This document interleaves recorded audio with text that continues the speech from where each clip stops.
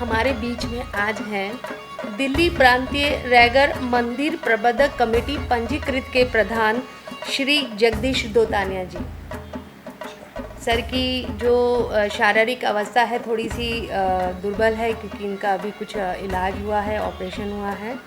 और हम सर के बहुत आभारी हैं कि सर ने इतने ऐसी अवस्था में भी हमें समय दिया और हमारे सामने आए। बहुत बहुत धन्यवाद सर आपका। सर, हम ये जो चीज़ कर रहे हैं, ये जो वार्तालाप कर रहे हैं, लोगों को बुला रहे हैं, उनसे पूछ रहे हैं, तो हमारा एकमात्र जो लक्ष्य है सिर्फ यही है कि आने वाली पीढ़ी को इस विषय में पता चल सके कि ये जगह क्या थी। आप जैसे बुज़ुर्ग लोगों ने, आपसे पहले वाले बुज़ुर्ग लोगों ने जो संघर्ष किया, जो पहली ईंट रखी गई, उस संघर्ष से जुड़ी बातें आप हमें बताएं। देखिए, वैसे तो करोल बाग का एक इतिहास है। करोल बाग में पहाड़ी धीरे से बसाए गए रीसेटलमेंट, रैगरपुरा, बिडनपुरा आदि जो क्षेत्र थे, 1930 से पहले की बात है। और उसी वक़्त, उसी समय जो लोग हमारे समाज से थे, बुज़ुर्ग जो आज हो चुके हैं, उस वक़्त जवान थे, यंग थे। ये जगह बिल्कुल एक भूडा, जैसे राजस्थान में भूडा कहते हैं ना, मिट्टी का एक ढीला था, ढेर था यहाँ। हमारे बाबा भजनगिरी महाराज यहाँ आए, उन्होंने एक जगह देखी, उन्होंने देखा हमारे लिए मंदिर और पूजा का स्थल भी होना चाहिए रिहाइश के साथ साथ, क्योंकि ये भी बहुत ज़रूरी है। गृहस्थी हो या आम आदमी हो, उसको भी धार्मिक प्रवृत्ति से जोड़ना उनका एक लक्ष्य था। उन्होंने इस जगह को चारों तरफ कंटीले तारों से, और पहले ये बबूल के पेड़ थे जिसको कीकर का कहते हैं, उनको बाढ़ सी लगाकर, ये 10,000 गज जगह थी हमारे पास। समय समय पर गवर्नमेंट ने कभी सलम के क्वार्टरों के नाम से, कभी स्कूटर गए स्कूल के नाम से, और कभी मतलब अनचाही, अब क्योंकि सभी ने घेरी हुई थी जगह, तो अनचाही जगह हमसे ली।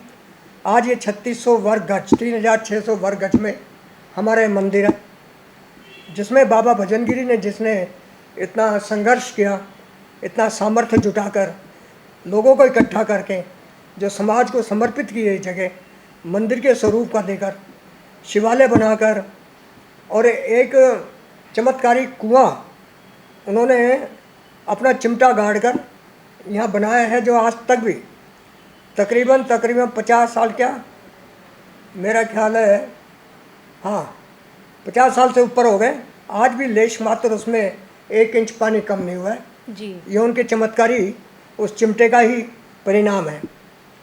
उनकी इस जगह को मंदिर का स्वरूप देकर इस समाज को समर्पित किया है। उसके बाद इसके संचालन की जब व्यवस्था का प्रश्न उठा, तो समाज के जो लोग थे मौजूद, जिन्होंने इस धरोहर को सजे के रखने की बात जब आई, तो उन्होंने एक मंदिर प्रबंधक कमेटी का गठन किया। मंदिर प्रबंधक कमेटी दिल्ली प्रांतीय रैगर पंचायत जो हमारी चल रही थी, एक व्यवस्था थी कि लोगों को न्याय प्रक्रिया से छोटे मोटे घरेलू झगड़े कोर्ट कचहरी में ना जाएं, समाज में बिखराव ना हो और समाज की कहीं हंसी ना उड़े, उन सबको लेकर एक पंचायत का गठन किया और उसी पंचायत के साथ इस मंदिर प्रबंधक कमेटी को जोड़ा। दोनों काम पंचायत कर रही थी। थोड़े दिनों के बाद पंचायत के पास काम आवश्यक से ज़्यादा बढ़ गया। दिल्ली नहीं, दिल्ली से बाहर भी लोग हमारी पंचायत का लोहा मानने लगे और न्याय के लिए इनको बुलाने लगे। फिर मंदिर प्रबंधक कमेटी को इससे पृथक करके दोनों संस्थाएं अलग अलग रजिस्टर्ड की गई, और तब से लेकर आज तक इनका हर 3 साल में चुनाव होता है। चुनाव प्रक्रिया बिल्कुल ओपन वोट के हिसाब से होती है। समाज के लोग हमारे आकर यहाँ वोट डालते हैं और चयन करते हैं। नीतियाँ निर्धारित करने के लिए उस कमेटी के जो भी लोग निर्वाचित होते हैं, वो उनको पूरा ऑथोराइज किया हुआ है कि वे स्वतंत्र रूप से इस पर निर्णय ले सकें और स्वतंत्र रूप से समाज के लिए जो भी सुविधा जुटा सकें वो जुटाएं। पहले मंदिर प्रबंधक कमेटी जो हमारे नियंत्रण में आई, हमारे देखभाल में आई, हमारे संचालन में आई तो हमारे संचालन में 3 मंदिर हैं। एक तो ये विशाल धरोहर, एक बाबा रामदेव मंदिर 30 बिडनपुरा, एक 53 रायगढ़पुरा में गंगा मंदिर। ये तीनों मंदिर हमारे संचालन में है। वह व्यवस्थाएं हम लोगों को देते हैं। बाबा रामदेव मंदिर में मीटिंग के लिए, जलसे के लिए, भजन आदि के लिए, और गंगा मंदिर में हमारी पंचायत का कार्यालय, रायगढ़ महासभा का कार्यालय, योगा के शिविर चलते हैं, महिलाओं के योगा शिविर चल रहे हैं। तो कुल मिलाकर के वो 2 चीज़ें हमने इसलिए अलग रखी हुई है ताकि उनमें समाज का कोई कार्यक्रम ना बीच में डाला जाए। जी सर, इसी बात को आगे बढ़ाते हुए हम ये पूछेंगे कि आपने ये जो विशाल निर्माण हुआ, इसकी जो रूपरेखा बनी, तो पक्ष में भी लोग रहे और विपक्ष में भी लोग रहे, तो आपने किस प्रकार की चुनौतियों का सामना करते हुए, लोगों से लड़ते हुए आज आप इस स्थान पर पहुंचे हैं?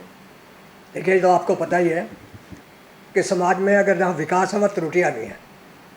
समाज में जहाँ काम करेंगे वहाँ समाज के कुछ होते हैं मुट्ठी भर लोग जिनके गले नहीं उतरता कोई काम, वो टांगे भी खींचते हैं, नाना प्रकार के लांछन भी लगाते हैं।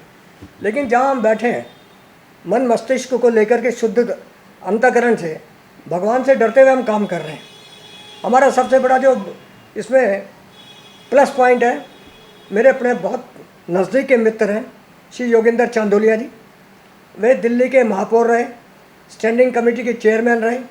उन्होंने खड़े होकर रात दिन हमारे साथ जो भी कॉपरेशन मांगा, जो सहयोग मांगा, आज ये सारा जितना भी भव्य निर्माण, रिनोवेशन, सुविधाएं या जो भी हम समाज को समर्पित कर रहे हैं, ये उन्हीं की गाइडेंस में, उन्हीं के मार्गदर्शन में चल रहा है जी।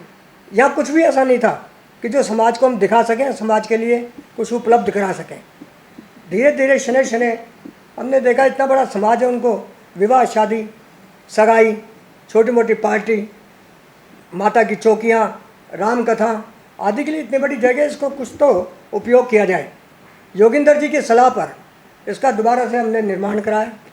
निर्माण इस ढंग से कराया कि हमारे पास 2 जगह हो जाएं, क्योंकि एक तो हमने उन सुविधाओं से जुटाकर इस वाटिका को बनाया, जैसे एसी वगैरह का हमने पूरा इसमें जाल बिछाया हुआ है। 32 एसी हैं और कम से कम 300 कुर्सियाँ हैं, 50 सोफ़े हैं, 3 मंजिला भवन है। 2 बार इसको हमने रिनोवेट किया। और इसके साथ साथ जैसे मान लो कोई विधवाएँ हैं, कोई बहनें ऐसी हैं जो नहीं अपनी बच्चियों की ब्याह शादी सगाई अपने इसमें कर सकें, उनके लिए हमने चौपाल, जो हमसे पहले मोतीलाल जी बोकोलिया थे यहाँ, उन्होंने इस चौपाल का निर्माण करवाया। उसको रिनोवेट करके हमने आज सुविधा युक्त करके लोगों को हम इन छोटे मोटे कार्य के लिए हम निःशुल्क, कुछ केसेस में निःशुल्क देते हैं, बाकी केसेस में कुछ नाम मात्र लड़कों की तनख्वाह वगैरह निकल जाए, जनरेटर वगैरह का खर्चा निकल जाए। इतनी सस्ती जगह हम सिर्फ इसीलिए रखी हुई है कि कोई भी आदमी वंचित ना हो, समाज का हो, गैर समाज का हो, या कोई हमने परहेज नहीं रखा जी। इस क्षेत्र का रहने वाला कोई भी सुविधा ले सकता है। जी जी सर, ये बताइए कि आपको लगता है कि जब आप सालों पहले यहाँ जुड़े थे, आप इस जगह को बचपन से देख रहे हैं, आज आपको इस भवन को, इस वाटिका को, चौपाल को, संपूर्ण मंदिर को, संपूर्ण जगह को देख के लगता है कि आप जो सालों पहले जिस जगह को देखते थे और आज जिस जगह को देखते हैं, उसमें जो आपने सोचा, जो पूर्वज हमें दे के गए थे, उस कार्य को आगे बढ़ाते हुए आप इसको पूर्ण और सफल मानते हैं? मैं बहुत खुश हूँ, संतुष्ट हूँ, क्योंकि स्वयं का संतुष्ट होना, स्वयं के कार्य को देख कर के खुद मियाँ मिट्ठू बनना, ये व्यक्ति की फितरत तो हो सकती है, लेकिन सामाजिक मतलब उपलब्धि नहीं हो सकती। जब भी हम देखते हैं तीजोत्सव हुआ और कोई कार्यक्रम हुआ, महिलाएं जुटती हैं, समाज इकट्ठा होता है, कोई उनमें से एक भी आदमी अगर इतना कह देता है कि भाई मज़ा आ गया, क्या समाज का विकास किया, क्या धरोहर को आपने सहेज के रखा, तो मन गदगद हो जाता है। ऐसा लगता है कि जीवन की हर अभिलाषा हमारी पूरी हो गई। क्या बात है सर, क्या बात है सर। मैं ये पूछूंगी कि आप कैसा महसूस करते हैं इस जगह पे बैठ के? आप इस जगह पे महसूस ये होता है, यूँ लगता है कि जैसे भगवान के चरणों में और जीवन सफल हो गया। जीवन सफल हो गया। क्या बात है सर। मेरी जैसी जो पीढ़ी है, मुझसे आगे वाली जो आने वाली पीढ़ी है, जिनके लिए हम कुछ बना के जाएं, कुछ रख के जाएं, जो आपका नाम हमेशा रखे, ध्यान रखे, याद रखे कि देखिए हमारे जो बुज़ुर्ग थे उन्होंने हमारे लिए क्या क्या किया। सर, कोई ऐसा संदेश जो आप मेरे जैसे बच्चों को, आगे आने वाले बच्चों को देना चाहेंगे? देखिए, परिश्रम हर कोई आदमी करता है, लेकिन योजनाबद्ध कार्य किया जाने वाला सफलता के नज़दीक पहुंचता है।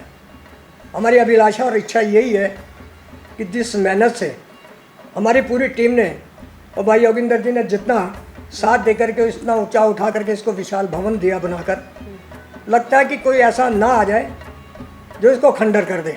रात दिन हम इसी चिंता में लगे रहते हैं कि इस भवन की शोभा, जो भी हमने विशालता बनाई है, जो भी इसको अच्छा बना के समाज को समर्पित किया है, क्योंकि कई बार ऐसा होता है कि समाज में गलत चयन हो जाता है, गलत व्यक्ति आ जाते हैं, और जब ऐसा होगा तो बहुत मन दुखी होगा। इस जगह को कोई खंडर ना कर दे, क्योंकि खून से सींची हुई चीज़ है ये। बहुत परिश्रम किया है इसके लिए, परिश्रम किया, भगवान ने करवाया तो हमने किया है। और ये तो हमारा नसीब, खुश नसीबी है कि दाता ने हमें, क्योंकि मैं गवर्नमेंट सर्विस से रिटायर हुआ, दाता ने फ़ौरन उंगली पकड़ के अपने पास बुलाया कि तू अब इस काम को कर। तो बहुत खुशी होती है जब हम चलते हुए मुड़कर देखते हैं कि हाँ, ये हमारी धरोहर है, बहुत खुशी होती है। डर इसी बात का है कि कोई गलत आदमी नियुक्त होकर, चयन होकर इसमें ना घुस जाए जो इसको खंडर करे। हम भगवान से प्रार्थना करते हैं कि आपकी भगवान इस वेदना को समझे और इस बात को हमेशा बनाए रखे, और सालों साल ये बिल्डिंग इसी तरह रहे। और हम बहुत बहुत धन्यवाद करते हैं श्री जगदीश दोतानिया जी का कि उन्होंने हमें अपना कीमती समय, अपने स्वास्थ्य को ध्यान रखते हुए बड़ी चीज़ों से हमको अपना समय दिया है। धन्यवाद।